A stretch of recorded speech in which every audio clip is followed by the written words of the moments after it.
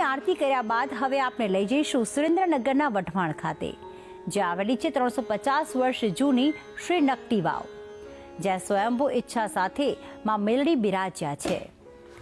સાત સમુદ્ર પારથી પણ ભક્તો માના સ્થાનકે દર્શન કરવા આવતા હોય છે અને સવા મણ તાવાની બાધા પણ રાખતા હોય છે।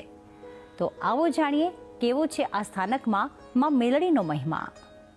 સુરેન્દ્રનગરના વઢવાણ નજીક આવેલું માં મેલડીનું સ્થાનક, જે 350 વર્ષ કરતાં પણ જૂનું છે, પોતાના સાચા ભક્તને માં મેલડી અનેકવાર પડચા પણ આપે છે અને તેથી જ દેશ વિદેશથી આવતા ભક્તોના મનમાં આ સ્થાનક અનન્ય સ્થાન ધરાવે છે।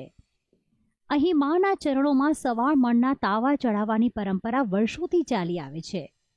વઢવાણનું આ સ્થાનક નકટી વાવની મેલડીના નામે જગવિખ્યાત છે।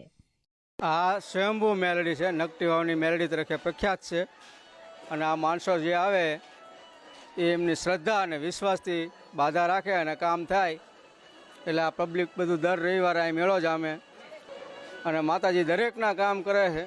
એક ખાલી તાવો માનો તમે હવા શેરનો તોય માં મેલડી તમારું કામ કરે, ખાલી એક શ્રીફળ બાધા રાખો તોય તમારું કામ કરે।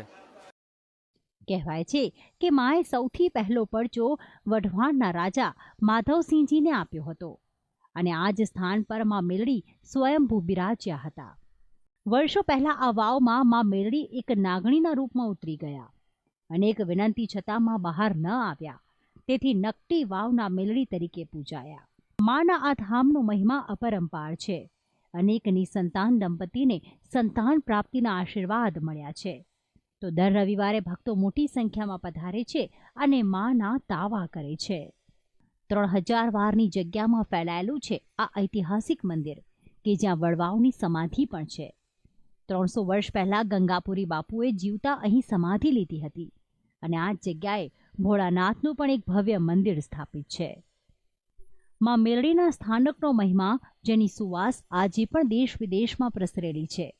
અસંખ્ય ભક્તો પર થઈ છે માં મેલડીની કૃપા અને તેથી જ આ ધામ ભક્તોની અવર જવરથી હંમેશા જીવંત ભાસે।